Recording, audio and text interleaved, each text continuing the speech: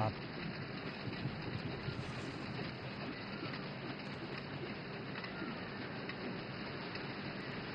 इन तस्वीरों में आप देख सकते हैं राष्ट्रपति द्रौपदी मुर्मू जो कि राष्ट्रपति भवन के प्रांगण से आगे अब बढ़ रही हैं नए संसद भवन की तरफ और उनकी दोनों तरफ राष्ट्रपति के अंगरक्षक, घुड़सवार अंगरक्षक का एक पूरा काफिला। और साथ ही साथ इन तस्वीरों में आप देख सकते हैं जयपुर कॉलम को भी, जो कि इस राष्ट्रपति भवन प्रांगण की एक अटूट और असीम पहचान के तौर पर देखा जाता है, जाना जाता है। फिलहाल धीरे धीरे राष्ट्रपति का ये कारवां आगे की तरफ बढ़ते हुए अब से कुछ देर बाद राष्ट्रपति संसद की संयुक्त बैठक को संबोधित करेंगी। अभिभाषण उनका होगा और उसके लिए राष्ट्रपति भवन से प्रस्थान करते हुए इन तस्वीरों में हम देख सकते हैं उनके काफिले को। राष्ट्रपति के दोनों तरफ उनके घुड़सवार अंगरक्षक और अब ये काफिला, ये कारवां आगे विजय चौक की तरफ बढ़ता हुआ।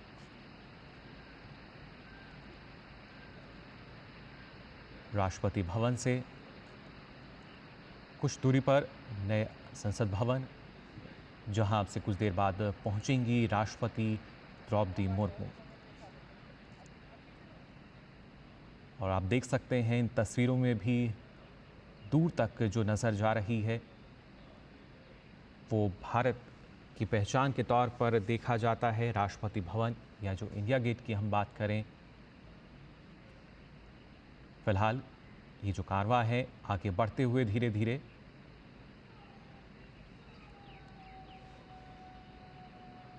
इन तस्वीरों में लगातार आपको हम दिखा रहे हैं कैसे राष्ट्रपति का जो कारवां है वो धीरे धीरे नए संसद भवन की तरफ बढ़ रहा है।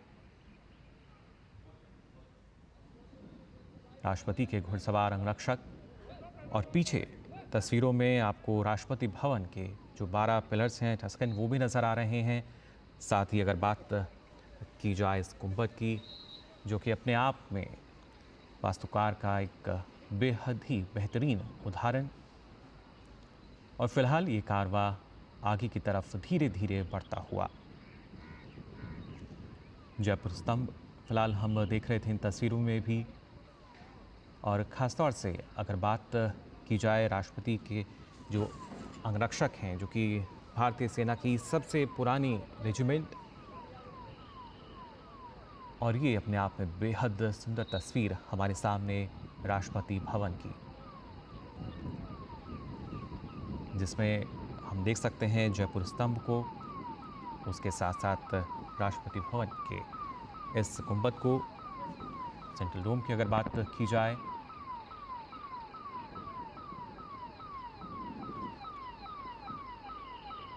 धीरे धीरे ये जो कारवां है आगे बढ़ रहा है नए संसद भवन की तरफ।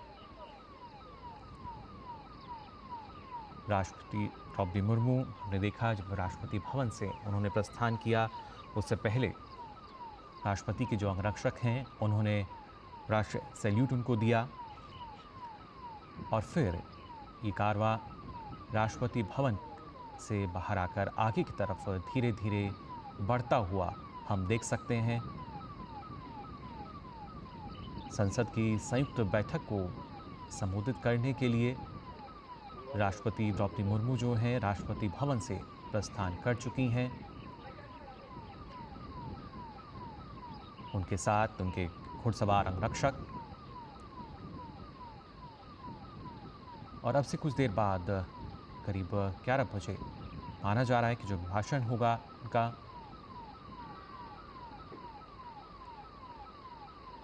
आप देख सकते हैं इन तस्वीरों में। इन तस्वीरों में सीधे तौर पर, हालांकि अब से पहले भी इस तरह की जो तस्वीरें हैं वो हमने देखी हैं, लेकिन हर बार ये तस्वीरें जो हैं अपने आप में काफ़ी अनूठी नज़र आती है। एक नयापन इन तस्वीरों में, वास्तुशिल्प का एक अद्भुत नमूना राष्ट्रपति भवन, और उसी से आगे अब प्रस्थान करता हुआ राष्ट्रपति द्रौपदी मुर्मू का ये कारवां।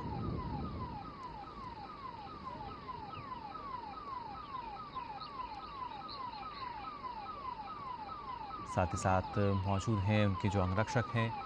और उससे पहले हमने देखा था जब राष्ट्रपति द्रौपदी मुर्मू जो राष्ट्रपति भवन की करीब 31 आलीशान सीढ़ियाँ हैं उनसे उतरते हुए, साथ में उनके सैन्य सचिव पीछे थे जबकि एडीसी आगे चल रहे थे और अब ये जो कारवां है लगातार आगे की ओर बढ़ रहा है विजय चौक की तरफ और फिर नए संसद भवन की तरफ।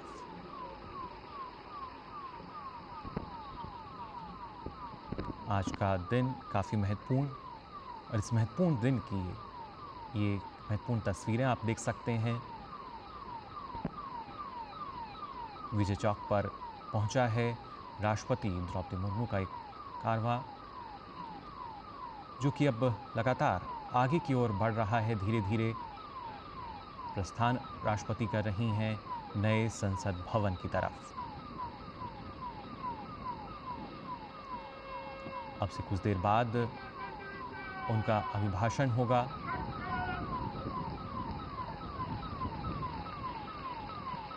जहां पर संसद में संयुक्त बैठक जो है वो आयोजित की जाएगी। नई सरकार के गठन पर जो अभिभाषण होता है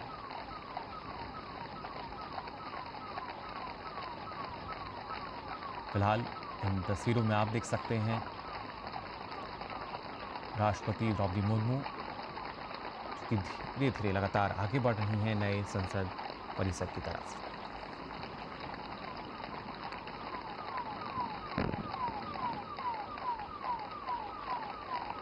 अपने आप में काफ़ी मनमोहक ये तस्वीरें और ख़ासतौर से जिस तरीके से जो मौसम है वो भी आज खुशगवार नज़र आ रहा है।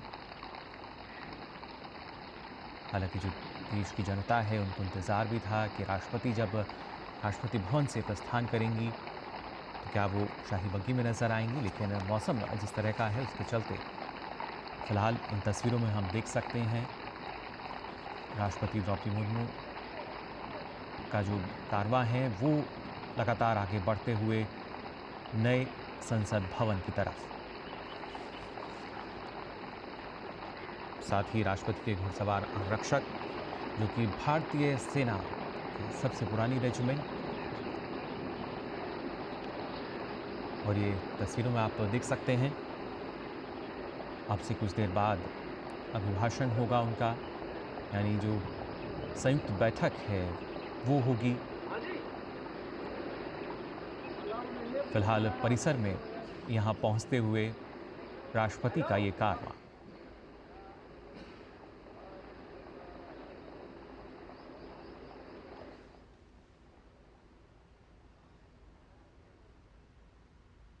इन तस्वीरों में आप देख सकते हैं राष्ट्रपति भवन से जब प्रस्थान किया था और अब संसद भवन में प्रवेश कर चुकी हैं। फिलहाल जो परिसर है इसमें राष्ट्रपति द्रौपदी मुर्मू।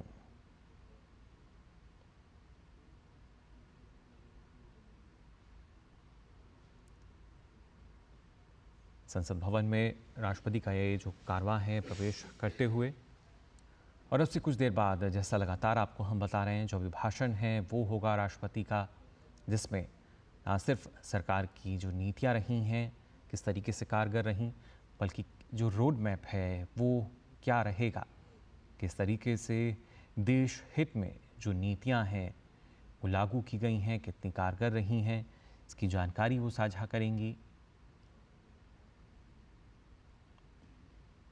फिलहाल उनके अंगरक्षकों का ये काफिला जो लगातार आगे बढ़ रहा है परिसर में पहुंच चुकी हैं और इन तस्वीरों में आप देख सकते हैं प्रधानमंत्री नरेंद्र मोदी, साथ ही उपराष्ट्रपति जगदीप धनखड़ को।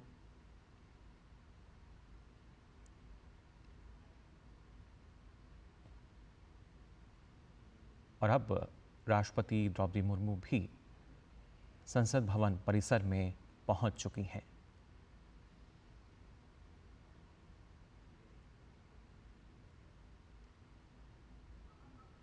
और यहाँ पर अगर देखा जाए जिस तरीके से पहले से ही इन तस्वीरों में मैंने आपको दिखाया, उपराष्ट्रपति जगदीप धनखड़, प्रधानमंत्री नरेंद्र मोदी जो हैं वो मौजूद हैं और इंतज़ार कर रहे हैं कि अब जो राष्ट्रपति हैं पहुँचेंगी यहाँ पर।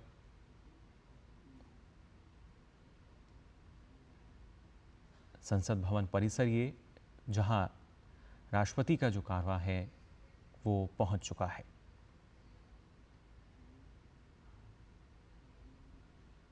इन तस्वीरों में आप देख सकते हैं, सीधी तस्वीरें ये संसद भवन परिसर की, जहां पहुंच चुकी हैं राष्ट्रपति द्रौपदी मुर्मू।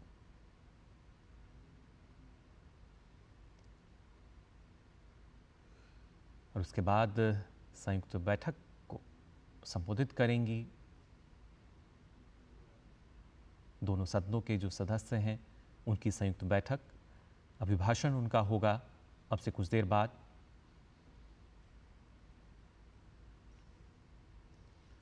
और जब हम बात करते हैं हमारे देश की, खासतौर से ना सिर्फ संस्कृति विरासत, बल्कि उनमें से ये एक झलक फिलहाल हम देख भी पा रहे हैं।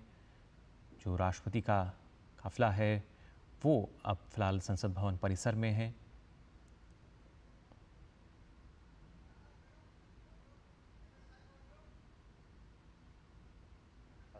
अग्रसर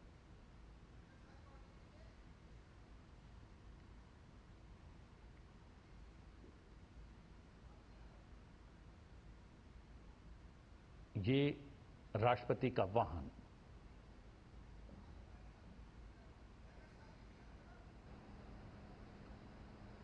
द्वार पर पहुंचता हुआ, जहां पर उपराष्ट्रपति राष्ट्रपति की अगवानी के लिए वहां पर उपस्थित हैं। प्रधानमंत्री नरेंद्र मोदी वहां पर उपस्थित हैं। संसदीय कार्य मंत्री भी वहां पर मौजूद हैं और ये राष्ट्रपति का वाहन पहुंच गया है संसद भवन के द्वार।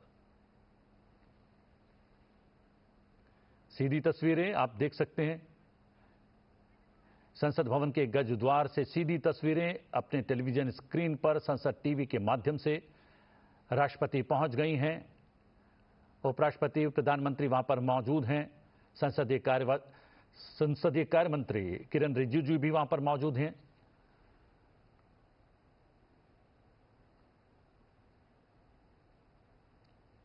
और राष्ट्रपति अपने वाहन से बाहर आए। उपराष्ट्रपति, प्रधानमंत्री, लोकसभा अध्यक्ष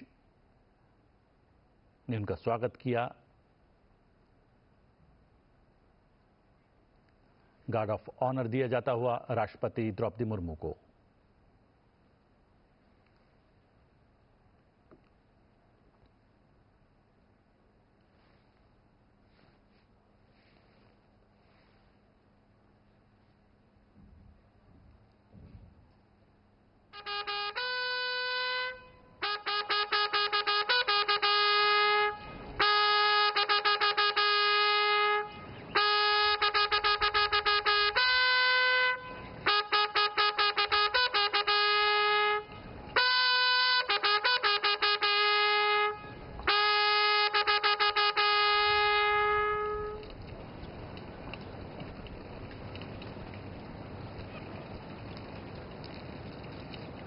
सलामी के पश्चात राष्ट्रपति संसद भवन के भीतर जाती हुई उपराष्ट्रपति जगदीप धनखड़, प्रधानमंत्री नरेंद्र मोदी, लोकसभा अध्यक्ष ओम बिरला, संसदीय कार्य मंत्री किरण रिजिजू साथ में उपस्थित। और ये ऐतिहासिक सेंगोल, जी हां, पारंपरिक राजदंड सेंगोल की अगुवाई में निचले सदन यानी लोकसभा के कक्ष तक जाएंगी राष्ट्रपति द्रौपदी मुर्मू। ऐतिहासिक क्षण, ऐतिहासिक पल, ऐतिहासिक तस्वीरें सीधे संसद टीवी पर।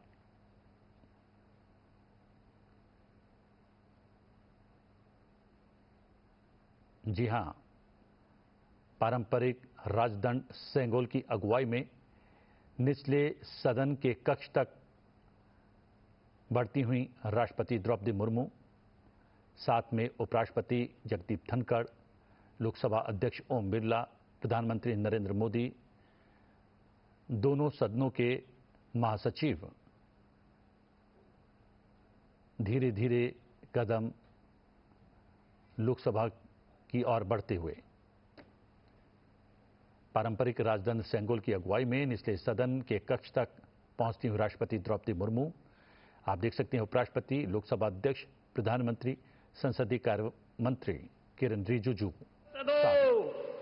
महामहिम राष्ट्रपति जी,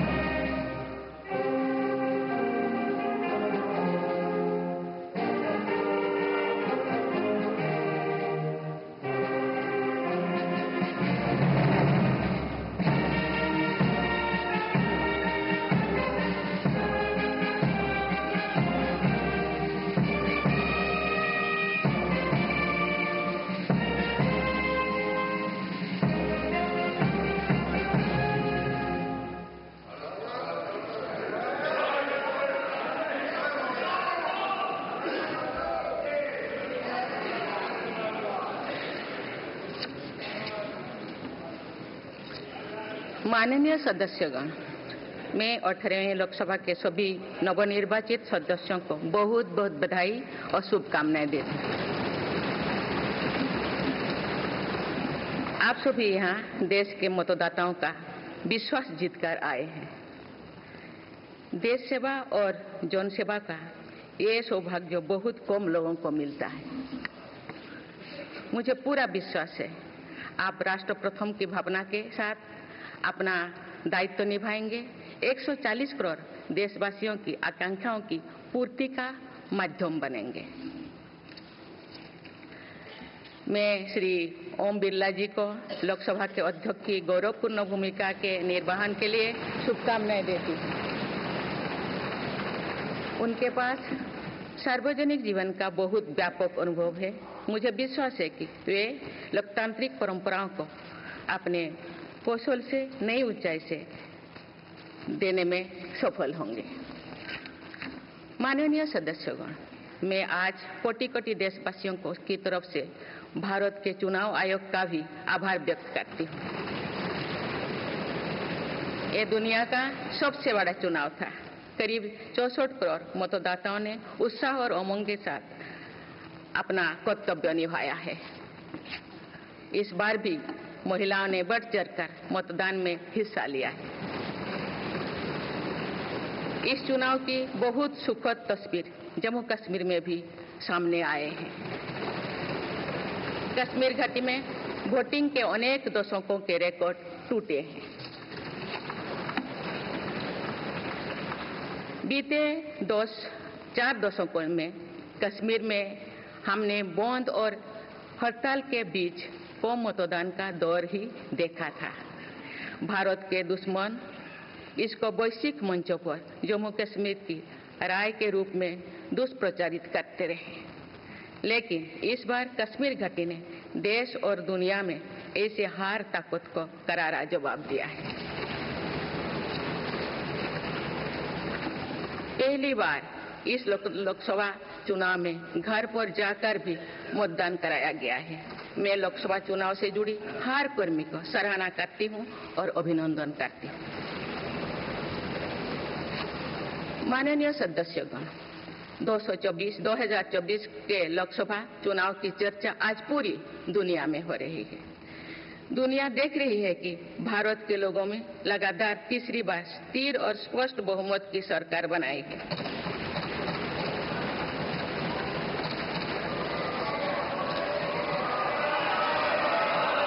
छह दशक बाद ऐसा हुआ है। 6 दशक बाद ऐसा हुआ है। ऐसा समय में जो भारत के लोगों की आकांक्षाएं सर्वोच्च स्तर पर है, लोगों ने मेरी सरकार पर लगातार तीसरी बार भरोसा जताया है।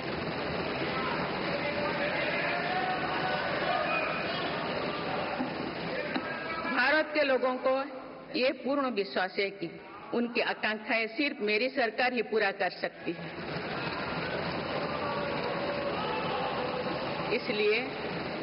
इसलिए 2024 का ये चुनाव नीति, नियत, निष्ठा और निर्णयों पर विश्वास का चुनाव रहा है। मजबूत और निर्णायक सरकार में विश्वास, सुशासन, स्थिरता और निरंतरता में विश्वास, ईमानदारी और कड़ी मेहनत में विश्वास, सुरक्षा और समृद्धि में विश्वास, सरकार की गारंटी और डिलीवरी पर विश्वास, विकसित भारत के संकल्प में विश्वास। मेरी सरकार ने 10 वर्षों से सेवा और सुशासन का जो मिशन चलाया है, ये उस पर मुहर है। ये जनादेश है कि भारत की विकसित बनाने का काम बिना रुके चलता रहे और भारत अपने लक्ष्यों की प्राप्ति करते रहे। माननीय सदस्यगण, 18वीं लोकसभा कई मायनों में एक ऐतिहासिक लोकसभा है। ये लोकसभा अमृतकाल के शुरुआती वर्षों में गठित हुई है। ये लोकसभा देश के संविधान को अपनाने के 75वें वर्षों की भी साक्षी बनेगी। मुझे विश्वास है कि इस लोकसभा में जन कल्याण के फसलों का नवीन अध्याय लिखा जाएगा। आगामी सत्रों में मेरी सरकार अपने इस कार्यकाल का पहला बजट पेश करने जा रही है। ये बजट सरकार की दूरगामी नीतियों और फ्यूचरिस्टिक विजन का एक प्रभावी दस्तावेज होगा। इस बजट में बड़े आर्थिक और सामाजिक निर्णयों के साथ ही अनेक ऐतिहासिक कदम भी देखने को मिलेंगे। भारत के तेज विकास की जन आकांक्षाओं का पूरा करने के लिए रिफॉर्म्स की गति अब और तेज की जाएगी। मेरी सरकार का मत है कि दुनिया भर में निवेशकों को आकर्षित करने के लिए राज्यों में स्वस्थ स्पर्धा हो। यही कॉम्पिटिटिव कोऑपरेटिव फेडरलिज्म की सच्ची स्पिरिट है। राज्यों के विकास से देश का विकास, इसी भावना के साथ हम आगे बढ़ते रहेंगे। माननीय सदस्यगण, रिफॉर्म, परफॉर्म और ट्रांसफॉर्म के संकल्प ने आज भारत को दुनिया की सबसे तेजी से बढ़ने वाली अर्थव्यवस्था बना दिया है। 10 साल में भारत 11वें नंबर की अर्थव्यवस्था से ऊपर उठकर 5वें नंबर पर पहुंचा है। साल 2021 से लेकर साल 2024 के बीच भारत में औसतन 8% की रफ्तार से विकास किया है और ये ग्रोथ सामान्य समय में नहीं हुई है। बीती वर्षों में हमने 100 साल की सबसे बड़ी आपात देखी। वैश्विक महामारी के कालखंड और विश्व के अलग अलग कोने में चल रही संघर्षों के बावजूद भारत ने ये विकास दर हासिल की है। ये बीते 10 साल के रिफॉर्म्स और राष्ट्रहित में के लिए किए गए फैसला के कारण संभव है। आज भारत अकेले ही दुनिया की ग्रोथ में 15% का योगदान दे रही है। अब मेरी सरकार भारत को विश्व की तीसरे नंबर की इकोनॉमी बनाने में जुटी हुई है। इस लक्ष्य की प्राप्ति विकसित भारत की नींव को भी मजबूत करने में काम करेगी। माननीय सदस्यगण, मेरी सरकार अर्थव्यवस्था के तीनों स्तंभों मैन्युफैक्चरिंग, सर्विसेज और एग्रीकल्चर को बराबर महत्व दे रही है। पीएलआई स्कीम्स और ईज ऑफ डूइंग बिजनेस से बड़े पैमाने पर निवेश और रोजगार के अवसर बढ़ रही है। पारंपरिक सेक्टर्स के साथ साथ सनराइज सेक्टर्स को भी मिशन मोड पर बढ़ावा दिया जा रहा है। चाहे सेमीकंडक्टर हो या सोलर हो, चाहे इलेक्ट्रिक व्हीकल हो या इलेक्ट्रॉनिक्स गुड्स हो, चाहे ग्रीन हाइड्रोजन हो या बैटरीज हो, चाहे एयरक्राफ्ट कैरियर्स हो या फाइटर जेट्स हो, भारत इन सब सेक्टर्स में अपना विस्तार कर रहा है। लॉजिस्टिक्स कॉस्ट को कम करने के लिए भी मेरी सरकार लगातार प्रयास कर रही है। सरकार सर्विस सेक्टर को भी मजबूत करने में जुटे हैं। आज आईटी से लेकर टूरिज्म तक, हेल्थ से लेकर वेलनेस तक हर सेक्टर में भारत लीडर बन रहा है और इससे बड़ी संख्या में रोजगार और स्वरोजगार के नए मौके बन रहे हैं। माननीय सदस्यगण, पिछले 10 वर्षों में मेरी सरकार द्वारा ग्रामीण अर्थव्यवस्था के हर पहलू पर बहुत जोर दिया गया है। गांव में कृषि आधारित उद्योगों, डेयरी और फिशरीज आधारित उद्योगों का विस्तार किया जा रहा है। इसमें भी सहकारिता को प्राथमिकता दी गई है। सरकार किसानों उत्पाद संघ, एफपीओ और फैक्स जैसे सरकारी संगठनों का एक बड़ा नेटवर्क बना रही है। छोटे किसानों की बड़ी समस्या भंडारण से जुड़े होती है, इसलिए मेरी सरकार ने सहकारिता क्षेत्र में दुनिया की सबसे बड़ी भंडारण योजना पर काम शुरू कर चुकी है।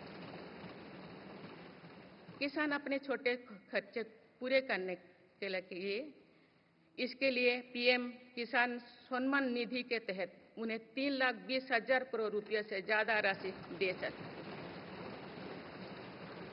मेरी सरकार के नए कार्यकाल के शुरुआत दिनों से ही किसानों को 20,000 करोड़ रुपया से अधिक की राशि ट्रांसफर की जा चुकी है। सरकार ने खरीफ फसलों के लिए एमएसपी में भी रिकॉर्ड वृद्धि की है। माननीय सदस्यगण, आज का भारत अपनी वर्तमान जरूरतों को ध्यान में रखते हुए अपनी कृषि व्यवस्था में बदलाव कर रहा है। हम ज़्यादा से ज़्यादा आत्मनिर्भर हो और ज़्यादा से ज़्यादा निर्यात से किसानों की आमदनी बढ़े, इस सोच के साथ नीतियां बनाई गई है, निर्णय लिए गए हैं। जैसे भारत दलहन और तिलहन में दूसरे देशों पर निर्भरता कम करने के लिए देश के किसानों को हर संभव मदद दे रहे हैं। ग्लोबल मार्केट में किस तरह के फूड प्रोडक्ट की डिमांड ज़्यादा है, इसके आधार पर नई रणनीति बनाई जा रही है। आजकल ऑर्गेनिक उत्पादों को लेकर दुनिया में डिमांड तेजी से बढ़ रही है। भारत के किसानों के पास इस डिमांड को पूरा करने के भरपूर क्षमता है। इसलिए सरकार प्राकृतिक खेती और इससे जुड़ी उत्पादों की सप्लाई चेन को सशक्त कर रही है। ऐसे प्रयासों से किसानों का खेती पर होने वाला खर्च भी कम होगा और उनकी आय भी और बढ़ेगी। माननीय सदस्यगण, आज का भारत दुनिया की चुनौतियां बढ़ाने के लिए नहीं बल्कि दुनिया को समाधान देने के लिए माना जाता है। विश्व बंधु के तौर पर भारत ने अनेक वैश्विक समस्याओं के समाधान को लेकर पहल की है। जलवायु परिवर्तन से लेकर खाद्य सुरक्षा तक, पोषण से लेकर सस्टेनेबल एग्रीकल्चर तक हम अनेक समाधान दे रहे हैं। हमारे मोटे अनाज श्री अन्न की पहुंच सुपर फूड के तौर पर दुनिया के कोने कोने में हो, इसके लिए भी अभियान चल रहा है। भारत की पहल पर पूरी दुनिया ने वर्ष 2023 में इंटरनेशनल मिलेट्स ईयर मनाया है। आपने देखा है हाल ही में पूरी दुनिया ने अंतर्राष्ट्रीय योग दिवस भी मनाया है। भारत की इस महान परंपरा की प्रतिष्ठा विश्व में लगातार बढ़ रही है। योग और आयुष को बढ़ावा देकर भारत एक स्वस्थ विश्व के निर्माण में मदद कर रही है। मेरी सरकार ने रिन्यूएबल एनर्जी की क्षमता भी कई गुना बढ़ाई है। हम जलवायु से जुड़े लक्ष्यों को निर्धारित समय से पहले प्राप्त करने की दिशा दिखा रहा है। नेट जीरो के लिए आज भारत के प्रयास कई दूसरे देशों को प्रेरित कर रहे हैं। इंटरनेशनल सोलर अलायंस जैसे पहल पर आज रिकॉर्ड संख्या में दुनिया के देश हमारे साथ जुड़े हैं। माननीय सदस्यगण, आने वाला समय ग्रीन एरा यानी हरित युग का है। मेरी सरकार इसके लिए भी हर जरूरी कदम उठा रही है। हम हरित उद्योगों पर निवेश बढ़ा रहे हैं, जिससे ग्रीन जॉब्स भी बढ़े हैं। ग्रीन एनर्जी हो या फिर ग्रीन मोबिलिटी, हर मोर्चे पर हम बड़े लक्ष्यों के साथ काम कर रहे हैं। मेरी सरकार अपने शहरों को दुनिया के बेहतरीन लिविंग स्पेस बनाने के लिए भी प्रतिबद्ध है। प्रदूषण से मुक्त, साफ सुथरे और सुविधा युक्त शहरों में रहना भारत के नागरिकों का हक है। विशेष रूप से छोटी शहरें और कस्बे में बीते 10 वर्षों से अभूतपूर्व निवेश किया गया है। भारत में आज दुनिया का तीसरे सबसे बड़ा डोमेस्टिक एविएशन मार्केट है। अप्रैल 2014 में भारत में सिर्फ 209 एयरलाइन रूट्स थे। अप्रैल 2024 में इनकी संख्या बढ़कर 605 हो गया है। हवाई यात्रा में हो रहे इस विस्तार का सीधा लाभ टियर 2, टियर 3 शहरों को हो रहा है।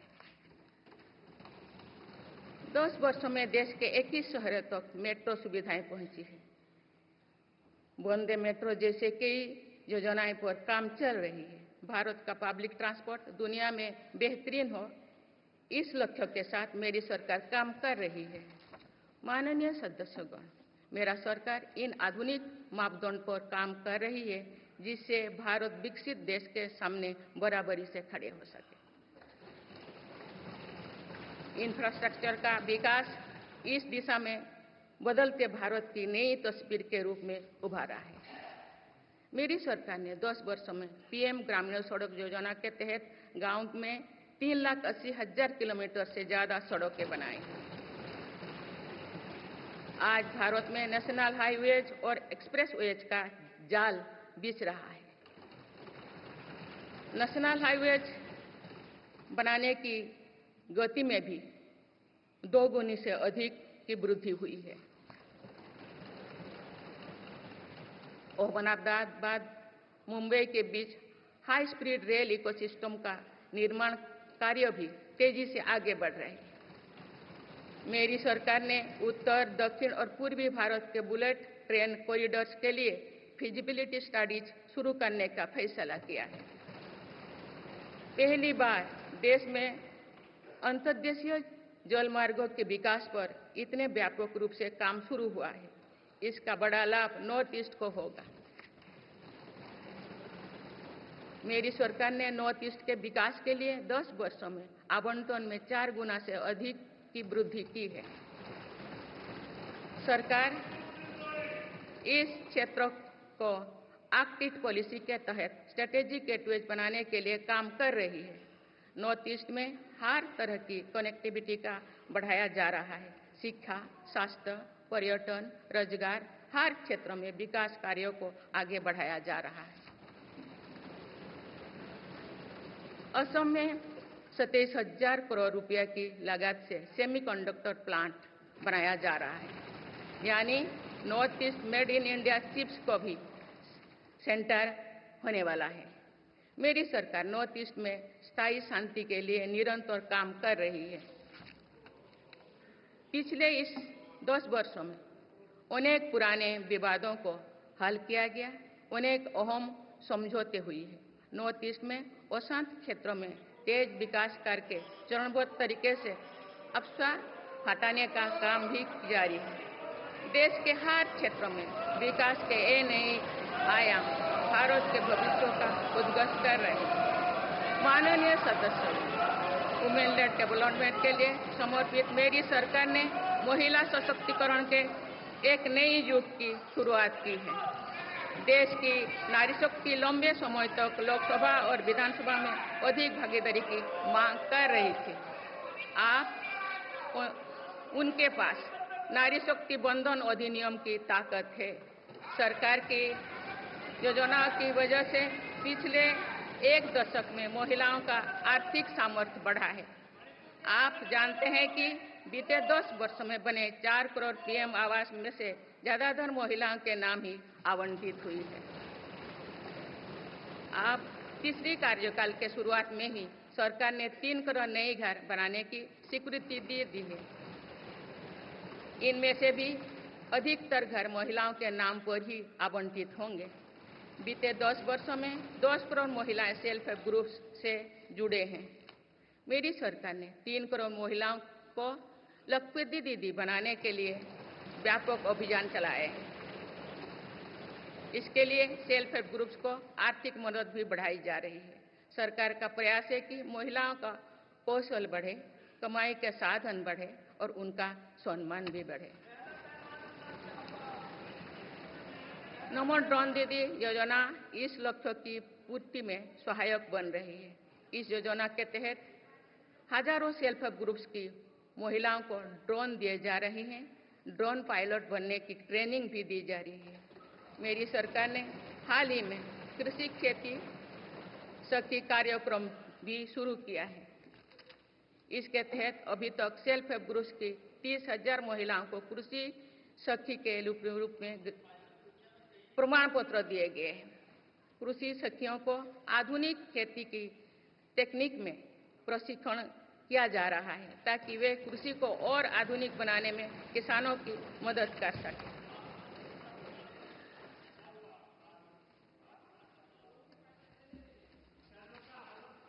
माननीय सदस्यगण, मेरी सरकार का ये भी प्रयास है कि महिलाएं अधिक से अधिक बचत कर सके।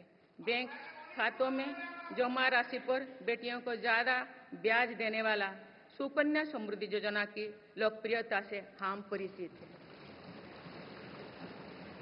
मुफ्त राशन और सस्ते गैस सिलेंडर की योजना से महिलाओं को बहुत लाभ हो रहा है। अब मेरी सरकार बिजली का बिल जीरो करने और बिजली बेचकर कमाई करने की योजना भी लाई है। पीएम सूर्यघर मुफ्त बिजली योजना के तहत घर की छत पर सोलर पैनल लगाए जा रहे हैं। इसके लिए मेरी सरकार प्रति परिवार 78,000 रुपया तक की मदद कर रही है। इतने कम समय में 1 करोड़ से ज्यादा परिवार इन योजना में रजिस्टर कर चुके हैं। जिन घरों में सोलर पैनल लग चुके हैं, अब वहां बिजली का बिल जीरो हो गया है। माननीय सदस्यगण, विकसित भारत का निर्माण तभी संभव है जब देश के गरीब, युवा, नारी शक्ति और किसान सशक्त होंगे। इसलिए मेरी सरकार की योजनाओं में सर्वोच्च प्राथमिकता इन्हीं 4 स्तंभों को दी जा रही है। हमारी कोशिश इन तक हर सरकारी योजना का लाभ पहुंचाने की है और यही सैचुरेशन को की अप्रोच भी है। जो भारत इस इच्छा शक्ति के साथ काम कर रही है कि सरकारी योजना से एक भी व्यक्ति छूटे नहीं, तो इसका लाभ सभी को होता है। सरकार की योजनाओं एवं सैचुरेशन अप्रोच के कारण ही 10 वर्षों में 25 करोड़ भारतीय गरीबी से बाहर निकले। इसमें अनुसूचित जाति, अनुसूचित जनजाति, पिछले वर्ग, हर समाज, हर क्षेत्र के परिवार है। 10 वर्षों में लास्ट माइल डिलीवरी पर फोकस ने इन वर्गों का जीवन बदल दिया है। विशेषकर आदिवासी समाज में ये बदलाव और भी स्पष्ट नजर आ रहा है। 24,000 करोड़ रुपया से अधिक की पीएम जनमन जैसी योजना आज अति पिछड़े जनजातीय समूह के उत्थान का माध्यम बन रही है। सरकार पीएम सूरज पटल के माध्यम से वंचित वर्गों तक आजीविका के अवसरों को पहुंचाने के लिए सुलभ ऋण भी उपलब्ध करा रही है। मेरी सरकार दिव्यांग भाइयों और बहनों के लिए किफायती और स्वदेशी सहायक उपकरण विकसित कर रही है। देश भर में प्रधानमंत्री दिव्याशा केंद्रों का भी विस्तार किया जा रहा है। वंचितों की सेवा का ये संकल्प ही सच्चा सामाजिक न्याय है। माननीय सदस्यगण, देश की श्रम शक्ति के सम्मान के लिए श्रमिक बंधुओं का कल्याण और सशक्तिकरण मेरी सरकार की प्राथमिकता है। मेरी सरकार श्रमिकों के लिए सामाजिक सुरक्षा योजनाओं को एकीकृत कर रही है। डिजिटल इंडिया तथा डाकघरों के नेटवर्क का उपयोग करके दुर्घटना और जीवन बीमा के कवरेज को बढ़ाने का काम हो रहा है। पीएम स्वनिधि का विस्तार किया जाएगा और ग्रामीणों और सेमी अर्बन क्षेत्रों के रेहड़ी पटरी वाले भाइयों बहनों को भी इसके दायरे में लाया जाएगा। माननीय सदस्यगण, बाबा साहेब डॉक्टर भीमराव अंबेडकर का मानना था कि किसी भी समाज की प्रगति समाज के निचले तबके की प्रगति पर निर्भर करती है। पिछले 10 वर्षों में राष्ट्र की उपलब्धियों और विकास का आधार गरीब का सशक्तिकरण रहा है। मेरी सरकार ने पहली बार गरीब को ये एहसास करवाया कि सरकार उनकी सेवा में है। कोरोना के कठिन समय में सरकार ने 80 करोड़ लोगों को मुफ्त राशन देने के लिए पीएम गरीब कल्याण अन्न योजना शुरू की। इस योजना का लाभ उन परिवारों को भी मिल रहा है जो गरीबी से बाहर निकले हैं, ताकि उनके कदम वापस पीछे ना जाए। स्वच्छ भारत अभियान में भी गरीब के जीवन की गरिमा से लेकर उसके स्वास्थ्य तक का राष्ट्रीय महत्व का विषय बनाया है। पहली बार देश में करोड़ों गरीबों के लिए शौचालय बनाया गया है। ये प्रयास हमें आश्वस्त करते हैं कि देश आज महात्मा गांधी के आदर्शों का सच्चे अर्थों में अनुसरण कर रहा है। मेरी सरकार 55 करोड़ लाभार्थियों को आयुष्मान भारत योजना के तहत मुफ्त स्वास्थ्य सेवाएं भी उपलब्ध करवाए हैं। देश में 25,000 जन औषधि केंद्रों को खोलने का काम भी तेजी से चल रहा है। आप इस क्षेत्र में सरकार एक और निर्णय लेने जा रही है। अब आयुष्मान भारत योजना के तहत मुफ्त इलाज का लाभ 70 वर्षों से अधिक उम्र के सभी बुजुर्गों को भी मिलेगा। माननीय सदस्यगण, अक्सर विरोधपूर्वक मानसिकता और संकीर्ण स्वार्थ के कारण लोकतंत्र की मूल भावना का बहुत अहित हुआ है। इसका प्रभाव संसदीय प्रणाली पर भी पड़ता है और देश की विकास यात्रा पर भी पड़ता है।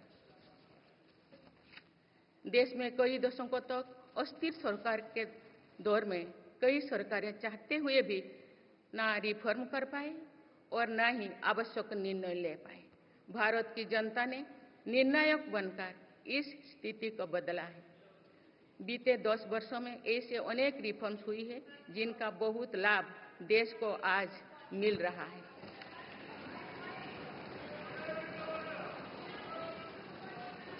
जब ये रिफॉर्म्स किए जा रहे थे तो भी इनका विरोध किया गया था। नकारात्मकता फैसले की कोशिश की गई थी, लेकिन ये सारे रिफॉर्म्स समय की कसौटी पर खरे साबित हुए हैं। 2 साल पहले भारत के बैंकिंग सेक्टर को डूबने से बचाने के लिए सरकार ने बैंकिंग रिफॉर्म्स किए, आईबीसी जैसी कानून बनाए। आज इन्हीं रिफॉर्म्स ने भारत के बैंकिंग सेक्टर को दुनिया के सबसे मजबूत बैंकिंग सेक्टर में से एक बना लिया। हमारे सार्वजनिक क्षेत्रों के बैंक आज मजबूत और लाभदायक है।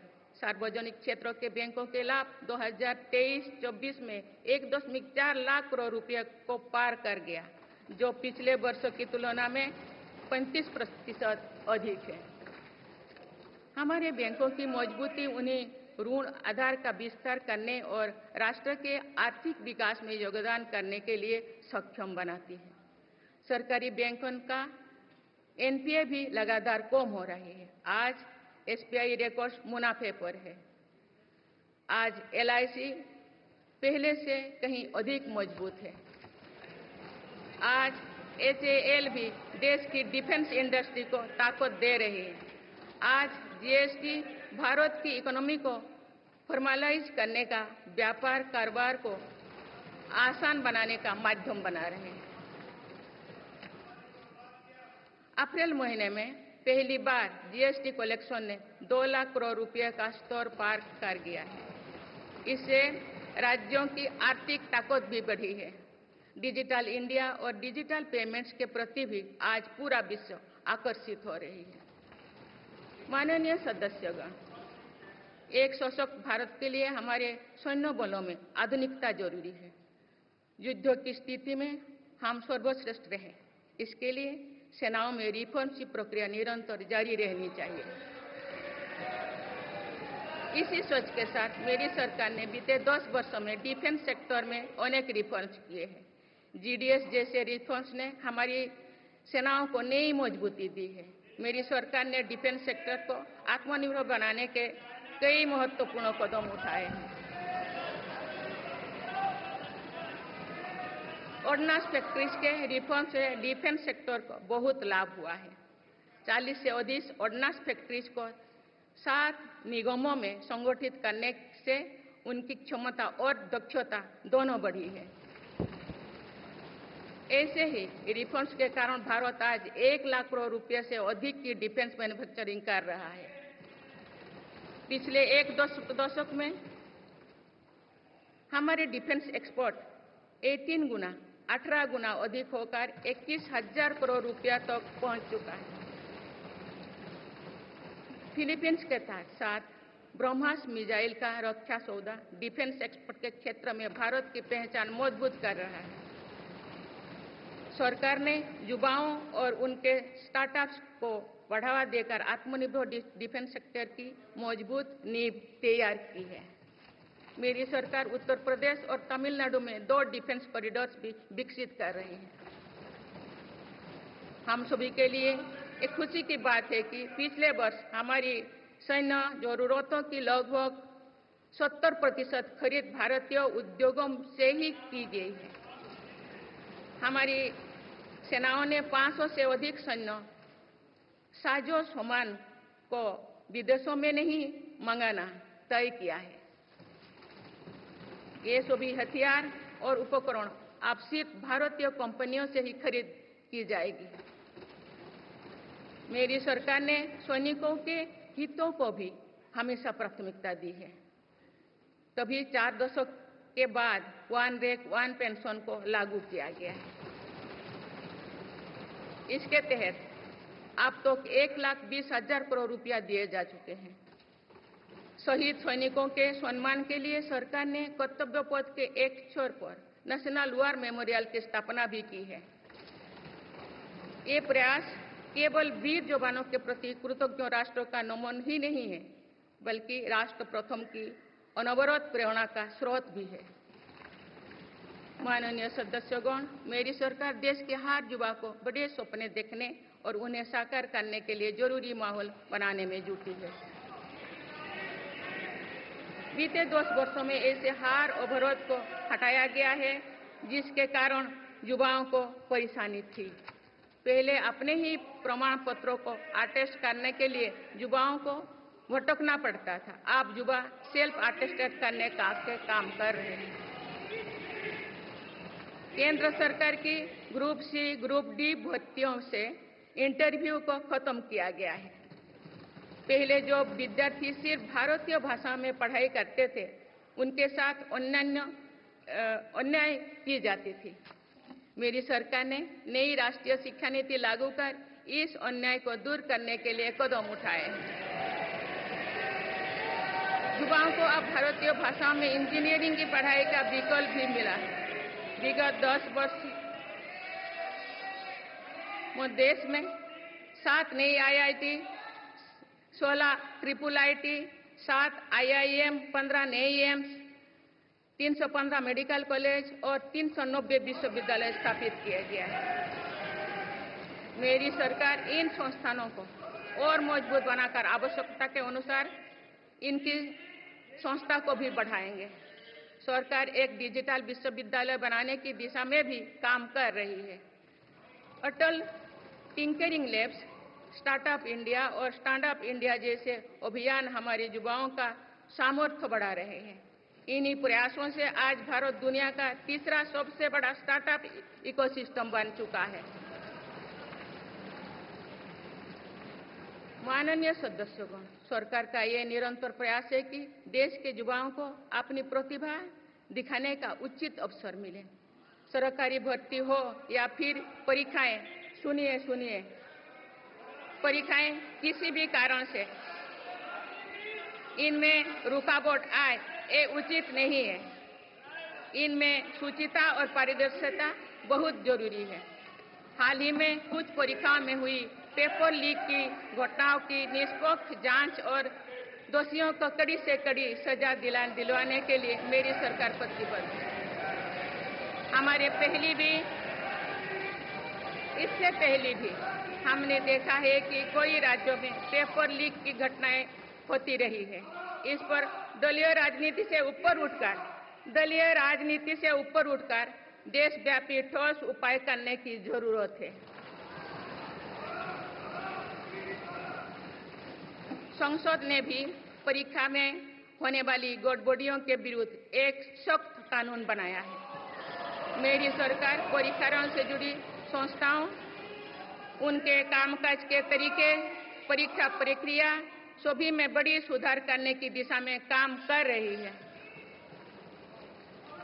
माननीय सदस्यगण, मेरी सरकार ने युवाओं की राष्ट्र निर्माण में भागीदारी और बढ़ाने के लिए मेरा युवा भारत माय भारत अभियान की शुरुआत भी की है। इसमें अब तक 1.5 करोड़ से अधिक युवाओं का पंजीकरण हो चुका है। इस पहल से युवाओं में नेतृत्व कौशल और सेवा भावना का बीजारोपण होगा। आज हमारे युवाओं को खेलों में भी आगे बढ़ने के नए अवसर मिल रहे हैं। मेरी सरकार के प्रभावी प्रयासों का परिणाम है कि भारत के युवा खिलाड़ी वैश्विक मंचों पर रिकॉर्ड संख्या में मेडल्स जीत रहे हैं। कुछ ही दिनों बाद पेरिस ओलंपिक्स में भी शुरू होने वाले जा रहे हैं। ओलंपिक्स में देश का प्रतिनिधित्व करने वाले हर खिलाड़ी पर हमें गर्व है। मैं उन्हें अपनी शुभकामनाएं देती हूं। इन उपलब्धियों को और आगे ले जाने के लिए भारतीय ओलंपिक संघ 2036 ओलंपिक्स खेलों की मेजबानी की तैयारी भी कर रही है। माननीय सदस्यगण, जुलाई की 1 तारीख से देश में भारतीय न्याय संहिता भी लागू हो जाएगी।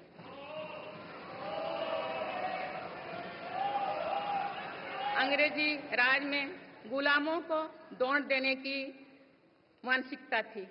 दुर्भाग्य से आजादी के अनेक दशकों तक गुलामी के दौर की यही दंड व्यवस्था चलती रही।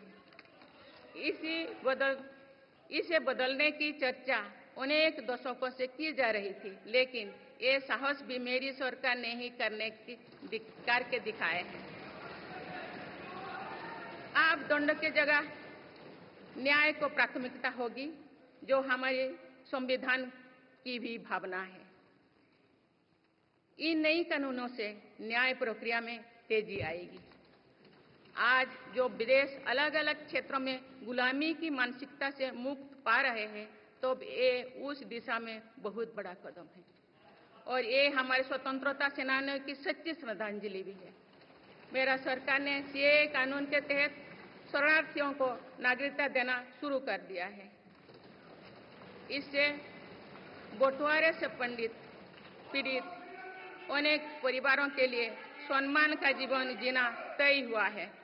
जिन परिवारों को सीएए के तहत नागरिकता मिली है, मैं उनके बेहतर भविष्य की कामना करती हूँ।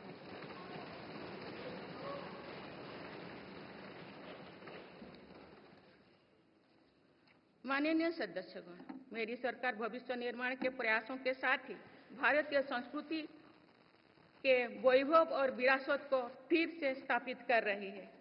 हाल में नालंदा यूनिवर्सिटी के भव्य कैंपस के रूप में इसमें एक नया अध्याय जुड़ा है। नालंदा सिर्फ एक यूनिवर्सिटी मात्र नहीं थी, बल्कि वे वैश्विक ज्ञान केंद्र के रूप में भारत के गौरवशाली अतीत का प्रमाण थी। मुझे विश्वास है कि नई नालंदा यूनिवर्सिटी भारत को ग्लोबल नॉलेज हब बनाने में सहायक सिद्ध होगी।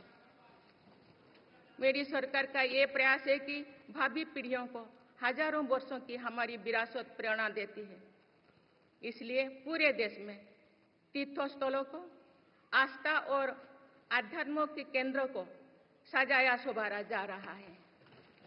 माननीय सदस्यगण, मेरी सरकार विकास के साथ ही विरासत पर भी उतना ही गर्व करते हुए काम कर रही है। विरासत पर गर्व का ये संकल्प आज अनुसूचित जाति, अनुसूचित जनजाति, वंचित वर्ग और सर्व समाज के गौरव का प्रतीक बन रहा है। मेरी सरकार ने भगवान बिरसा मुंडा के जन्म दिवस को जनजातीय गौरव दिवस के रूप में मनाने की शुरुआत की है। अब अगले वर्ष भगवान बिरसा मुंडा की 150वीं जयंती के पूरे देश में धूमधाम से मनाया जाएगा। देश रानी दुर्गावती की 500वीं जयंती को भी व्यापक स्तर पर मना रहा है। पिछले महीने ही देश ने रानी अहिल्याबाई होलकर की 300वीं जयंती का साल भर चलने वाला महोत्सव भी शुरू किया गया है। इससे पहले सरकार गुरु नानक देव जी का 550वां और गुरु गोविंद सिंह जी का 350वां प्रकाश पर्व भी धूमधाम से मना चुके हैं।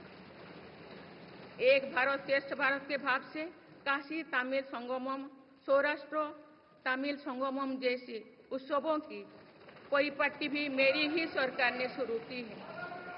इन आयोजनों से हमारी नई पीढ़ियों को राष्ट्र निर्माण की प्रेरणा मिलती है और राष्ट्र पर गौरव का भाव और मजबूत होता है। माननीय सदस्यगण, हमारी सफलताएं हमारी साझी धरोहर है, इसीलिए उन्हें अपनाने में संकोच नहीं, स्वाभिमान होना चाहिए। आज अनेक सेक्टर्स में भारत बहुत अच्छा प्रदर्शन कर रहा है। ये उपलब्धियां हमें हमारी प्रगति और सफलताओं पर गर्व करने की अपार अवसर देती है। जो भारत डिजिटल पेमेंट्स के मामले में दुनिया में अच्छा प्रदर्शन करता है, तो हमें गर्व होना चाहिए। जो भारत के वैज्ञानिक चंद्रयान को चंद्रमा के दक्षिणी ध्रुव पर सफलता से उतारते हैं, तो हमें गर्व होना चाहिए। जो भारत दुनिया की सबसे तेज बढ़ती इकोनॉमी बनता है, तो हमें गर्व होना चाहिए। जो भारत इतना बड़ा चुनाव अभियान बिना बड़ी हिंसा और अराजकता से पूरा कराए, तो भी हमें गर्व होना चाहिए। आज पूरा विश्व हमें मदर ऑफ डेमोक्रेसी के रूप में सम्मान देता है। भारत के लोगों ने हमेशा लोकतंत्र के प्रति अपना पूर्ण विश्वास प्रकट किया है। चुनाव से जुड़ी संस्थाओं पर पूरा भरोसा जताया है। स्वस्थ लोकतंत्र को बनाए रखने के लिए हमें इस विश्वास को सुसहेज कर रखना है, इसकी रक्षा भी करना है। हमें याद रखना होगा, लोकतांत्रिक संस्थाओं और चुनावी प्रक्रिया पर लोगों के विश्वास को चोट पहुंचाना उसी डाल को काटना जैसे जिस पर हम सब बैठे हैं। हमारे लोकतंत्रों की विश्वसनीयता को ठेस पहुंचाने की हर कोशिश की सामूहिक आलोचना होना चाहिए।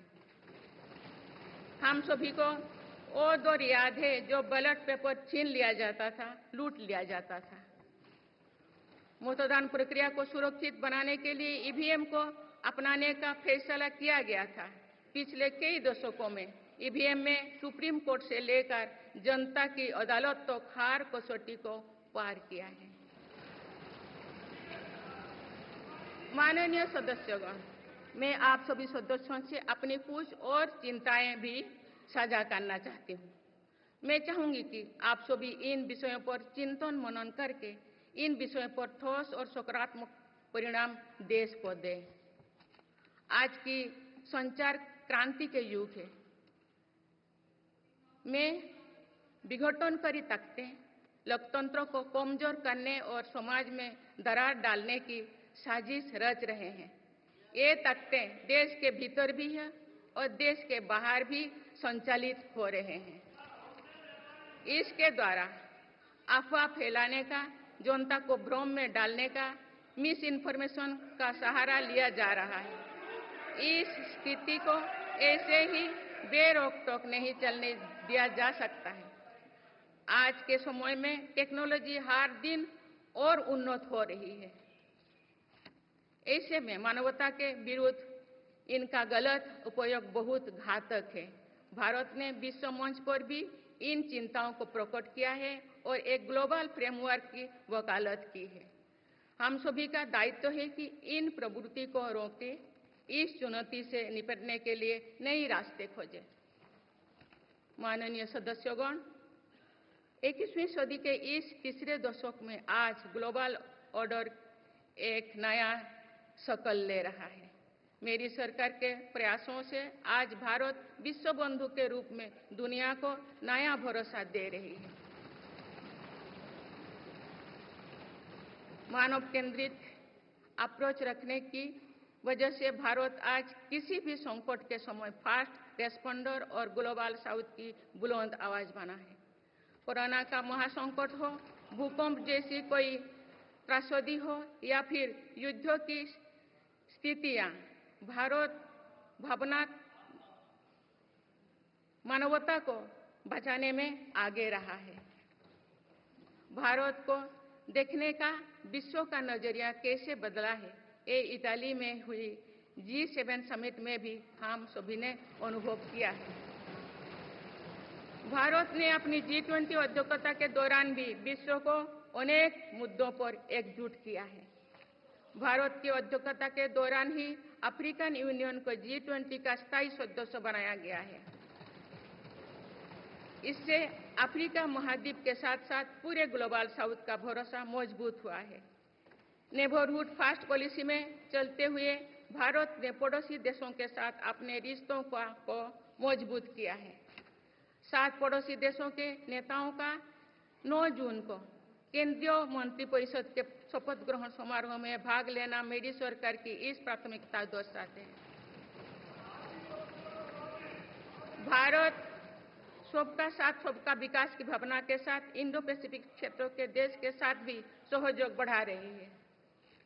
पूर्वी एशिया हो या फिर मिडिल ईस्ट और यूरोप, मेरी सरकार कनेक्टिविटी पर बहुल बल दे रही है।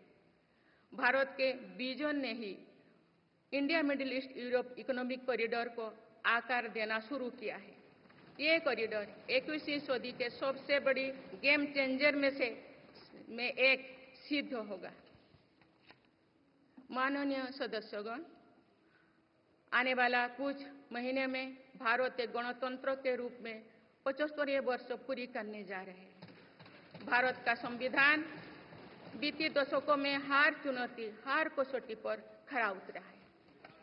जब संविधान बन रहा था तब भी दुनिया में ऐसे ताकतें थे जो भारत के असफल होने की कामना कर रही थी। देश में संविधान लागू होने के बाद भी संविधान पर अनेक बार हमले हुए हैं। आज 27 जून है। 25 जून 1975 को लागू हुआ आपातकाल संविधान पर सीधे हमले का सबसे बड़ा और काला अध्याय था।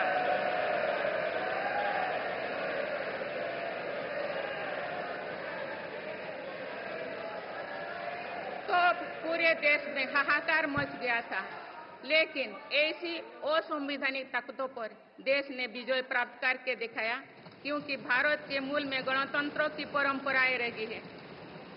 मेरी सरकार भी भारत के संविधान को सिर्फ राजकाज का माध्यम भर नहीं मानती, बल्कि हमारा संविधान जन चेतना का हिस्सा हो, इसके लिए हम प्रयास कर रहे हैं।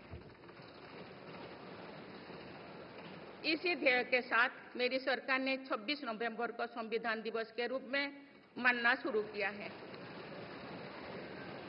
अब भारत के उस भूभाग हमारे जम्मू कश्मीर में भी संविधान पूरी तरह लागू हो गया है, जहां आर्टिकल 370 की वजह से स्थितियां कुछ और थी। माननीय सदस्यगण, राष्ट्र की उपलब्धियों के निर्धारण इस बात से होता है कि हम अपने दायित्वों का निर्वहन कितनी निष्ठा से कर रहे हैं। 18 लोकसभा में कई नए सदस्य पहली बार संसदीय प्रणाली का हिस्सा बने हैं। पुराने सदस्य भी नए उत्साह के साथ आए हैं। आप सभी जानते हैं कि आज का समय हर प्रकार से भारत के लिए बहुत अनुकूल है। आने वाले वर्षों में भारत की सरकार और संसद का क्या निर्णय लेती है, क्या नीतियां बनाती है, इस पर पूरा विश्व की नजर है। इस अनुकूल समय का अधिक से अधिक लाभ देश को मिले, ये दायित्व सरकार के साथ साथ संसद के हर सदस्य का भी होना चाहिए। पिछले 10 वर्षों में जो रिफॉर्म्स हुई है, जो नया आत्मविश्वास देश में आया है, इससे हम विकसित भारत बनाने के लिए नई गति प्राप्त कर चुके हैं। हम सभी को ये हमेशा ध्यान रखना है कि विकसित भारत का निर्माण देश के हर नागरिक की आकांक्षा है, संकल्प भी है। इस संकल्प की सिद्धि में अवरोध पैदा ना हो, ये हम सभी का दायित्व है भी, कर्तव्य भी है। नीतियों का विरोध और संसदीय कामकाज का विरोध दो भिन्न बातें हैं। जब संसद सुचारू रूप से चलती है, जब यहाँ स्वस्थ चर्चा परिचर्चा होती है, जब दूरगामी निर्णय होते हैं, तब लोगों का विश्वास सिर्फ सरकार ही नहीं, पूरी व्यवस्था पर बनता है। इसीलिए मुझे भरोसा है कि संसद के पल पल का सदुपयोग होगा, जनहित को प्राथमिकता मिलेगा। माननीय सदस्यगण, हमारे वेदों में हमारे ऋषियों ने हमें कुछ नीति वाणी दिए हैं, जैसे कि समान मंत्र हो समिति ही समानी की प्रेरणा दी है। अर्थात हम एक समान विचार और लक्ष्य लेकर एक साथ काम करें। यही इस संसद की मूल भावना है। इसलिए जब भारत तीसरी नंबर की इकोनॉमी बनेगा, तो देश की इस सफलता में आपकी भी सहभागिता होगी। हम जब 2027 में आजादी की शताब्दी का उत्सव विकसित भारत के रूप में मनाएंगे, तो इस पीढ़ी को भी श्रेय मिलेगा। आज हमारे युवाओं में जो सामर्थ्य है, आज हमारे संकल्प में जो निष्ठा है, हमारी जो असंभव सी लगने वाली उपलब्धियां हैं, ये इस बात का प्रमाण है कि आने वाला दौर भारत का दौर है। ये सदी भारत की सदी है और इसका प्रभाव आने वाली 1000 वर्षों तक रहेगा। आइए हम सब मिलकर पूर्ण कर्तव्य निष्ठा के साथ राष्ट्रीय संकल्पों की सिद्धि में जुट जाएं, विकसित भारत बनाएं। आप सभी को मेरा बहुत बहुत बहुत शुभकामनाएं। धन्यवाद। जय हिंद, जय Bharat.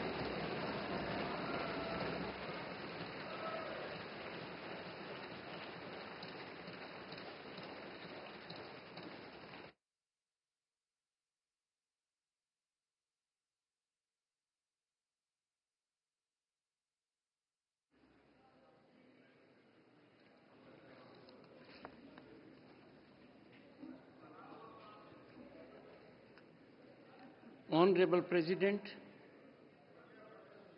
honorable members, I seek to read some parts from the English version of Honorable President's address, and the rest may be considered as read. Honorable members, I extend my heartiest congratulations and best wishes to all the newly elected members of the 18th Lok Sabha. I wish Sri Om Birla Ji the very best for performing his exalted role as the Speaker of the Lok Sabha. Honorable members, I also express my gratitude to the Election Commission of India on behalf of crores of Indians today. This was the largest election in the world. The Kashmir Valley has broken all records of voter turnout in decades. Honorable members, the world is witnessing that the people of India have elected a stable government with clear majority consecutively for third term. Honorable members, this Lok Sabha will also witness to the 75th year of adoption of the Constitution of India. Honorable members, the resolve to perform, reform and transform has made India the fastest growing economy in the world today. In 10 years, India has risen to become the 5th largest economy from being an 11th ranked economy.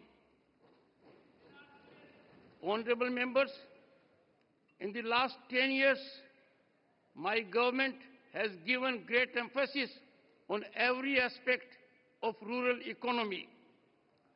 To enable farmers to meet their small expenses, more than rupees 3,20,000 crore have been disbursed to them under PM Kisan Samman Nidhi. Honorable members, the future belongs to Harit Yug or Green Era. My government has increased the allocation for the development of Northeastern region by more than 4 times in the last 10 years.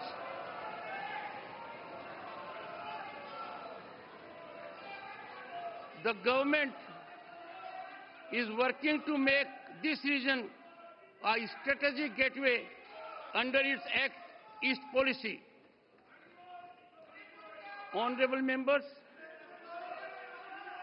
my government, which is committed to women-led development, has started a new era of women empowerment.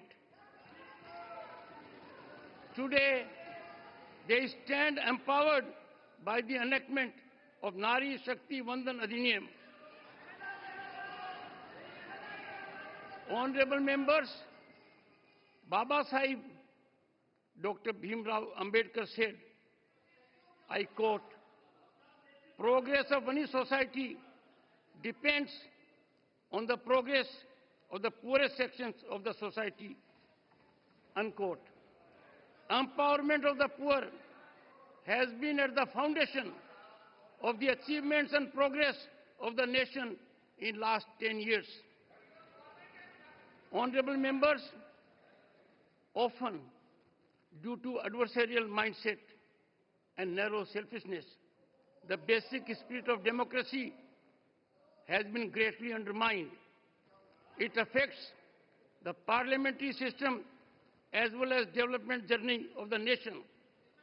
The people of India have now changed this situation by their decisive mandate. Honorable members, modernization of our armed forces is essential for a strong India. In the last decade, our defense exports have increased more than 18 times to the level of rupees 21,000 crore.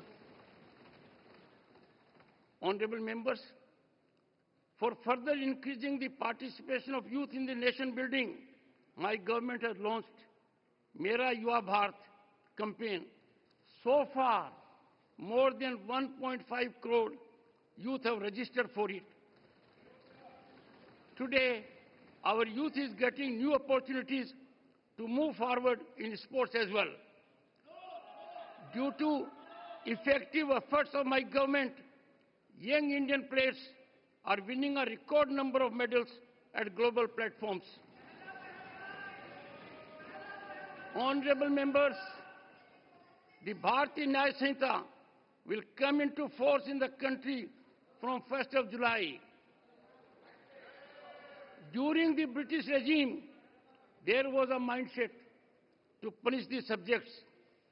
Now justice will get priority over punishment, which also conforms to the spirit of our Constitution. These new laws will speed up the judicial process. My government has started granting citizenship to refugees under the CAA. Honorable members, the global order is taking a new shape in the third decade of 21st century. The way the world now views India was evident during the G7 summit held in Italy. India has brought the world together on various issues during her G20 presidency.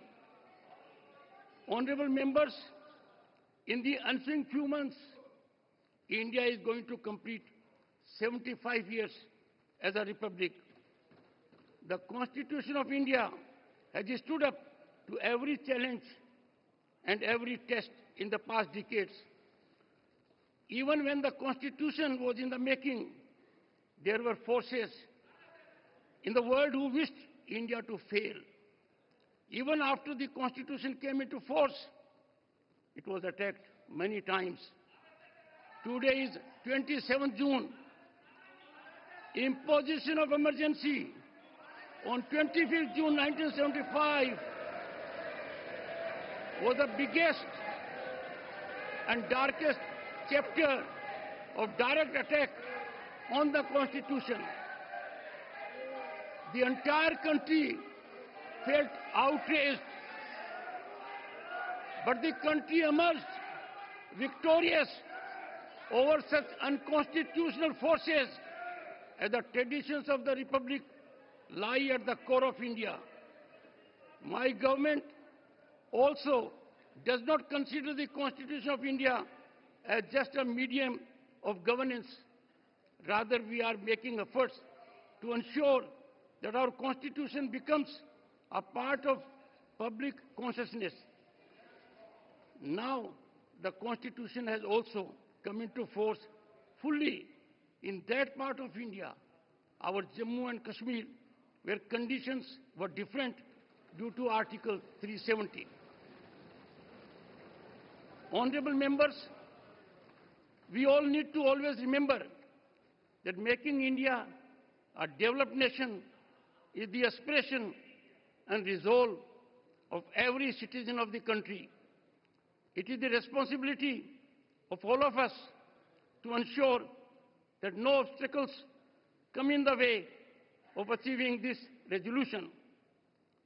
Opposition of policies and obstruction of parliamentary functioning are two different things. When Parliament conducts business smoothly, when healthy deliberations take place here, when far-reaching decisions are taken, then the people repose confidence not only in the government, but also in the entire system.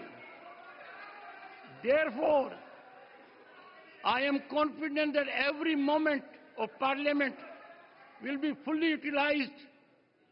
Public interest will be given priority. Honorable members, this century is India's century, and its impact will last for 1,000 years to come. Let us all together, with full devotion to our duties, get actively involved in fulfilling national resolutions and make India a developed nation.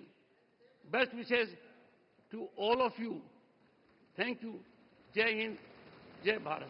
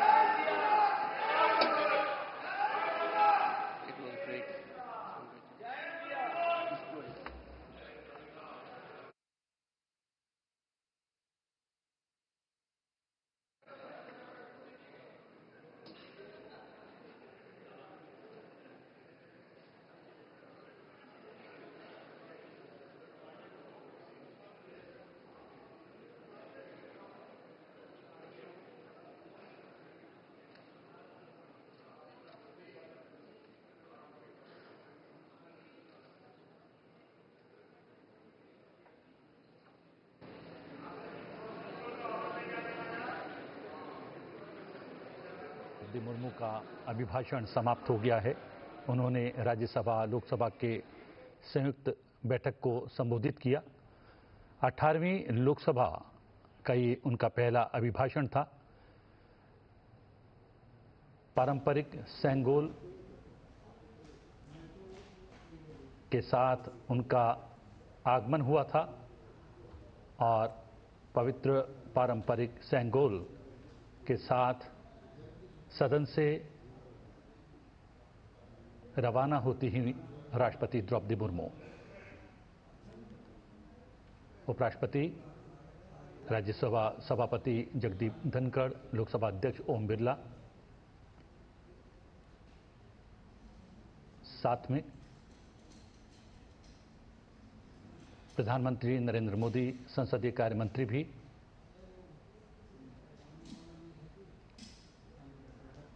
राष्ट्रपति संसद भवन से निकलकर बाहर आती हुई और राष्ट्रपति भवन की ओर प्रस्थान करेंगी।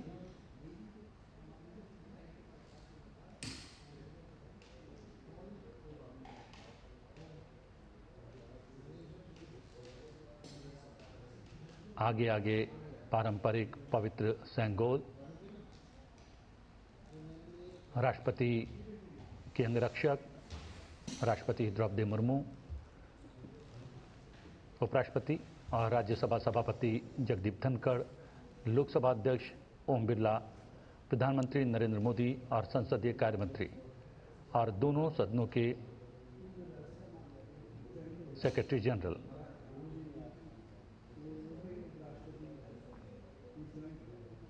एक परंपरा का निर्वाह करते हुए राष्ट्रपति द्रौपदी मुर्मू का अभिभाषण समाप्त हुआ और उनके अभिभाषण के प्रमुख बिंदुओं का अंग्रेजी में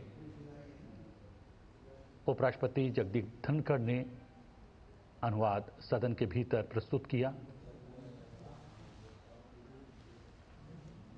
राष्ट्रपति द्रौपदी मुर्मू अपने वाहन की ओर जाने से पूर्व एक बार फिर से सलामी ग्रहण करेंगी।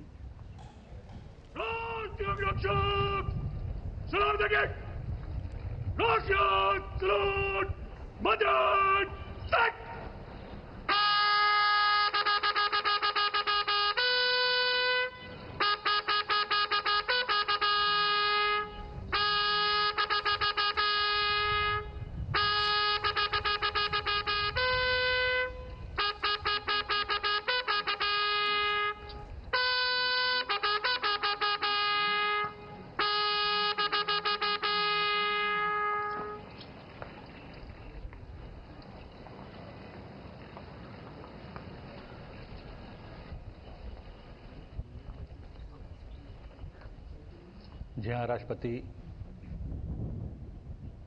संसद भवन से निकली, सलामी ग्रहण की और अपने वाहन में जाती हुई और एक बार फिर से राष्ट्रपति का कारवां संसद भवन से निकलकर पहुंचेगा राष्ट्रपति भवन।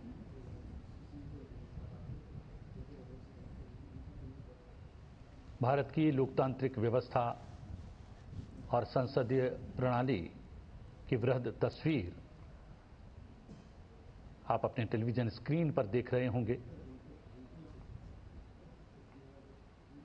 18वीं लोकसभा का पहला अभिभाषण कुछ क्षण पूर्व संपन्न हुआ राष्ट्रपति का और अब राष्ट्रपति भवन की ओर पुनः वापस रवाना होती हैं राष्ट्रपति द्रौपदी मुर्मू।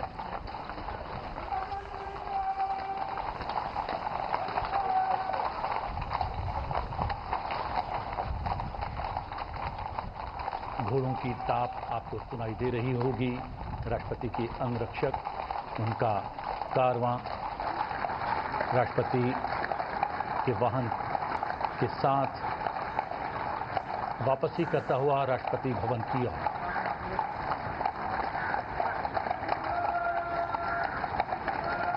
आज राष्ट्रपति द्रौपदी मुर्मू ने अभिभाषण दिया, राज्यसभा और लोकसभा के संयुक्त सत्र को संबोधित किया, जिसमें उन्होंने नवनिर्वाचित सरकार की प्राथमिकताओं को सामने रखा गत 10 वर्षों में क्या कुछ किया है एनडीए सरकार ने, उसको एक बार दोहराया और सरकार के संकल्प को भी बताया कि राष्ट्र निर्माण के लिए क्या कुछ सरकार अपने 5 वर्ष के इस नए कार्यकाल में करने वाली है। राष्ट्रपति के पश्चात उपराष्ट्रपति भी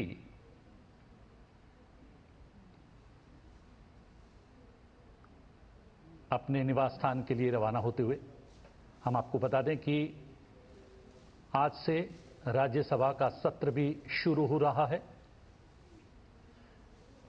और अब से कुछ देर पश्चात जब राज्यसभा की कार्रवाई शुरू होगी वो आप संसद टीवी पर लाइव देख पाएंगे। लोकसभा की कार्रवाई भी अब से कुछ मिनटों के पश्चात प्रारंभ होगी, उसकी भी सीधी तस्वीरें आप संसद टीवी पर देख पाएंगे। फिलहाल जो तस्वीरें देख रहे हैं ये राष्ट्रपति के कारवां की है। राष्ट्रपति अभिभाषण के पश्चात वापस राष्ट्रपति भवन की ओर रवाना होती हुई। 18वीं लोकसभा का पहला अभिभाषण अब से कुछ क्षण पूर्व संपन्न हुआ राष्ट्रपति द्रौपदी मुर्मू का। राष्ट्रपति द्रौपदी मुर्मू के अभिभाषण के मुख्य अंशों, मुख्य बिंदुओं को अंग्रेजी में उपराष्ट्रपति राज्यसभा सभापति जगदीप धनखड़ ने सदन के भीतर प्रस्तुत किया और संसद भवन से दूर जाता हुआ राष्ट्रपति का ये कारवां, जैसा कि हमने आपको पूर्व में ही इंगित किया था, आज राजधानी दिल्ली में जमकर बादल बरसे हैं। अब बारिश थमी हुई है लेकिन मौसम सुहाना बना हुआ है। राष्ट्रपति का कारवां वापसी करता हुआ राष्ट्रपति भवन की ओर संसद भवन से।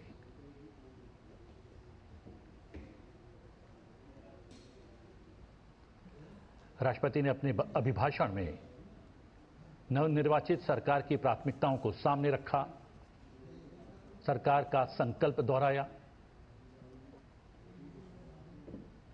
सरकार किस प्रकार पंक्ति में अंतिम खड़े हुए व्यक्ति तक विकास की बयार पहुंचाने के लिए प्रयासरत रहेगी, क्या कुछ नीतियां, योजना, परियोजनाएं सरकार के द्वारा लाई जाएगी, उस ब्लूप्रिंट को भी अपने अभिभाषण में उन्होंने प्रस्तुत किया।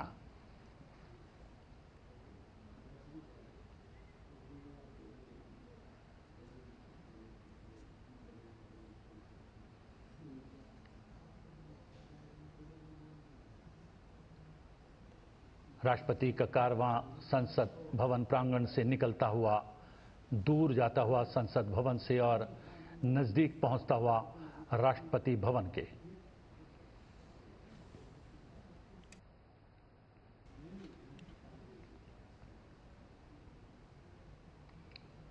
अठारहवीं लोकसभा का पहला अभिभाषण राष्ट्रपति का आज हुआ और अभिभाषण संपन्न करने के पश्चात राष्ट्रपति द्रौपदी मुर्मू संसद भवन से निकलकर राष्ट्रपति भवन की ओर जाती हुईं।